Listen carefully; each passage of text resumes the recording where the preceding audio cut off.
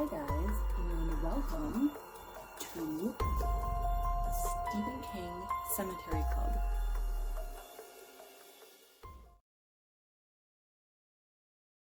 So part 2 is called The Laughing Tiger, and it is the summer of 1976, and it always makes me think of Dazed and Confused because the bicentennial, it's just ingrained in my brain is the Dazed and Confused timeline. So Johnny is tutoring Chuck, who is a 17-year-old rich kid, and he is kind of living at this house with the parents and the kid, and Johnny has like a guest house that he's staying in, and he befriends a gardener. He really likes the kid, he likes the parents, he's having a great summer, things are going well for him, you know, he's finally got purpose and he's able to relax a little bit. He's kind of become more forgotten by the public and he's enjoying his kind of retirement, you know. Johnny has gotten interested in politics and he kind of starts going around shaking hands with them. It mentions Ronald Reagan, Sarge Shriver, etc. Several people, Jimmy Carter, and he shakes hands with them as like he's interested in knowing what they're really like behind the political veneer. Quote, Johnny had sensed things about all of them, but little of a specific nature. It was as if they had made the act of touching such a ritual thing that their true selves were buried beneath a layer of tough, clear lucite. Page 299. Except when Jimmy Carter meets him and touches Johnny's shoulder, Johnny has just this intense vision of Carter winning the presidency. So he is kind of in an awkward moment with Carter, and the Secret Service people who are around are kind of nervous, and Johnny is not really allaying their fears. He's kind of acting bizarrely, and Carter is kind of freaked out.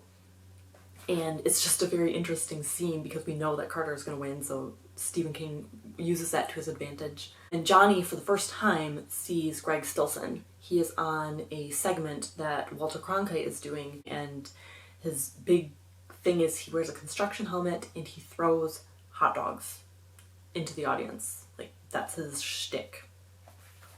And he's kind of a little weird, and people don't really take him seriously. Quote, somehow, thinking about Greg Stilson made him think about Frank Dodd, page 315. So Johnny is disturbed, and if you'll remember, Frank Dodd is the guy who raped and murdered all those women and girls back in Castle Rock.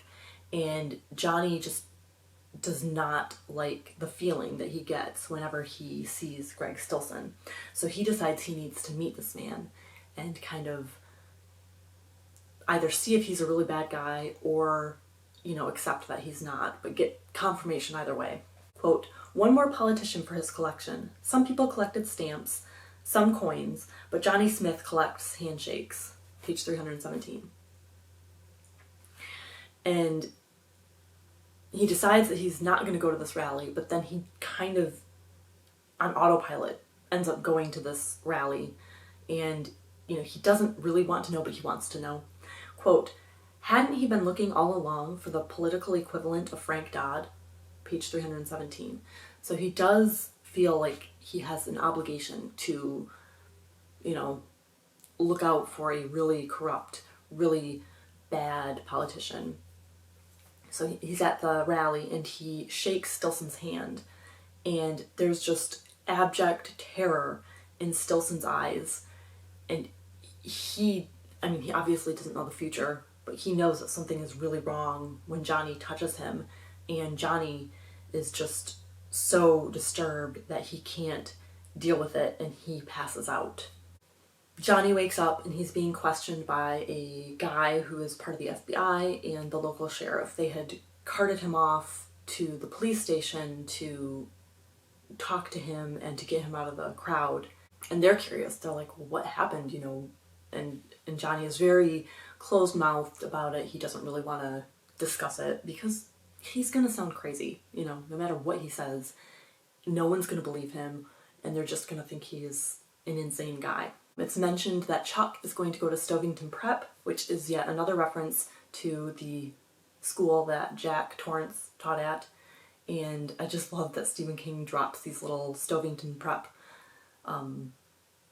nuggets in his books. Herb, Johnny's dad, is getting remarried, and Johnny still sometimes thinks of Sarah, and it's so bittersweet. Quote, "And he thought sometimes about his afternoon with Sarah, the long, slow afternoon. It wasn't a memory he allowed himself to take out too often. He was afraid that constant exposure to the sunlight of recollection might cause it to wash out and fade, like the reddish-tinted proofs they used to give you of your graduation portraits." Page 338. So he cherishes that memory with Sarah, and you just feel for him. He loved her, he wanted to be with her, he was robbed of so much of his life, and then found out that they're just not in sync, they're not able to be together anymore, and it's so sad. Johnny starts keeping a notebook of Greg Stilson, like his life, his current political stuff, he's keeping tabs on him, and he keeps having a recurring nightmare about Stilson, and it disturbs him greatly, and he becomes pretty obsessed with Stilson. Stilson wins his election, which Johnny suspected he would, and Johnny starts thinking, quote, "If you could jump into a time machine and go back to 1932, would you kill Hitler?" Page 349. So that starts him on a whole thing. He starts asking different people what they would do, and he gets answers from people. One guy says no, he would infiltrate the party and try to find different ways to get rid of Hitler, more legitimate ways. And Chuck, the kid he's tutoring, he says, yeah, I would probably be killed for it, but I would definitely assassinate him. Herb gets remarried on the 2nd of January, and Sarah and Walt are both in attendance, and that's where Johnny first meets Walt. He had never met Sarah's husband before, but that's where they finally meet. So Chuck ends up graduating. Johnny has helped him with all the tutoring. He's helped him actually graduate, and he's very grateful, and the parents are very grateful.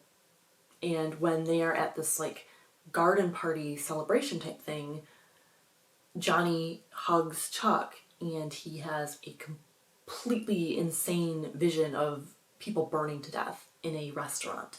And he's like, "You can't go to this. Whatever you're doing, you can't do it.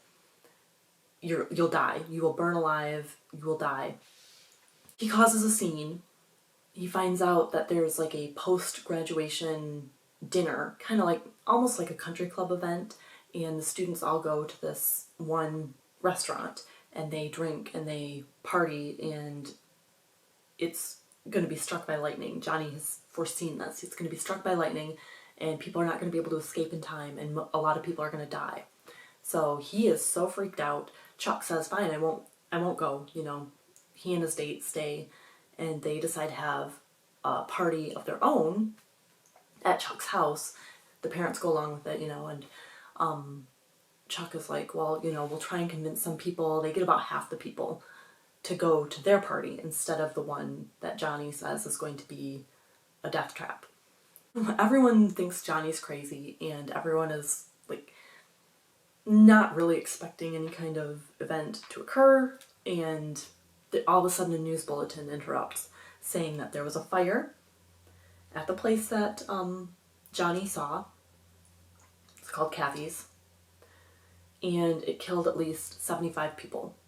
So Chuck's girlfriend gets hysterical, and she's really annoying. Quote, "It's his fault. That guy there, he made it happen. He set it on fire by his mind, just like in that book, Carrie." Page 368. So I love that, because Johnny wouldn't have been able to do that. So I love when authors are so self-aware that they put their own works into a current work. So there are 81 who die in this fire, and 30 who are wounded. Roger, Chuck's dad, he is shocked. He just did not believe any of this was real, and he feels like he could have tried harder to get the rest of the students to come to the party at Chuck's house. And Johnny packs up and leaves, and Roger tracks him down, and he keeps sending him a check, basically saying, "You saved our son's life, and we want to thank you for it." So here's the check, and then Johnny just keeps sending it back to him. Finally, Roger uses the money to pay off Johnny's medical bills, which, remember, are extremely high. And then he sends him a smaller check, and he's like, this is a smaller check because I paid off your medical bills, so now you're free and clear that way. But please take the remaining amount and just cash the check, and I won't bother you anymore. So Johnny actually does. He cashes the check, so now he has money. And Johnny starts getting more and more obsessed about how to get rid of Stilson. And he has several options, and none of them are great, and he's unlikely to survive an actual assassination. So he ends up making arrangements, making travel arrangements, making weapon purchases, finding out the route that Stilson will be on, finding out when he'll be in certain towns, figuring out which buildings he'll be in, and he picks the place he's gonna stage his assassination attempt. He goes in when it's abandoned, hides up in like a balcony type area, and waits.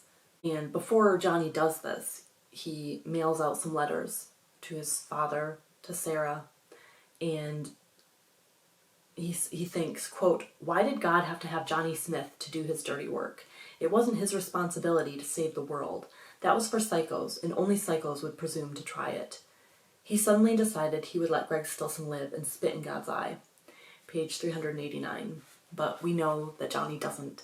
He ends up going up to this balcony, takes his shot, misses. There's a whole bunch of chaos that ensues, and Stilson's motorcycle gang bodyguards start shooting back at him. Greg Stilson picks up a child from the audience and holds the kid in front of him, knowing that Johnny won't shoot through the kid to get to him. And someone takes a photograph of it, and people are just shocked. People are so horrified that Stilson would do this. Johnny gets clipped and falls off the balcony onto the floor, and he is dying. He is not going to make it. And Stilson comes over to kind of be an asshole and, I guess have his last words. And Johnny reaches out and touches him because he has to know if he changed things or if it was all for nothing. Quote, "He began to cry a little. Touching Stilson this time had been like touching a blank. Dead battery, fallen tree, empty house, bare bookshelves, wine bottles ready for candles." Page 409. Johnny is able to die with a clear conscience because he changed history. There's no longer this horrible nuclear war that Stilson started. It's nothing. Everyone sees the photo of Stilson, and that ends his political career. He, used the child as a shield. That just ended everything for him. So Johnny dies, and then part 3 is really brief. It's notes from the dead zone, and he has written a letter to his dad and to Sarah. It's interspersed with a hearing, so we have people testifying about Johnny Smith and all the things that happened with the assassination attempt. We find out that Johnny was told he had a tumor in his brain and he was going to die soon. So that is what made him act when he did, and that's why he kind of decided it was, he had to do something and he wasn't going to live anyway, and it was just better for everyone. And so that's mostly why he sacrificed himself. So he explains things to his dad and to Sarah. There's a line in here that's really good. Quote, "Life is quick and dead is dead." Page 425. And then the very last thing is Sarah goes to visit his grave and she feels Johnny's presence.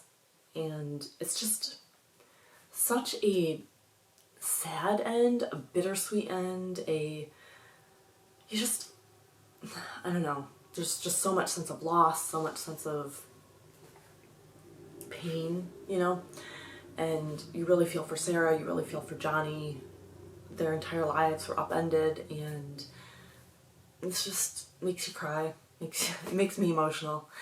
And yeah, I like the book. It's not one of my favorites, which probably I could have figured by the fact that I don't often reread this one. And I think a lot of it is I just don't care about politics. I don't I don't like political thrillers. You know, I do like some. 3 Days of the Condor, I love. So it's not that I don't like political thrillers, it's just that they're not my go-to, you know. And I won't be doing a review of the movie because I don't like the movie. It's just not, I, yeah, I don't really like the movie, even though I love Christopher Walken. But yeah, next week we will start Firestarter.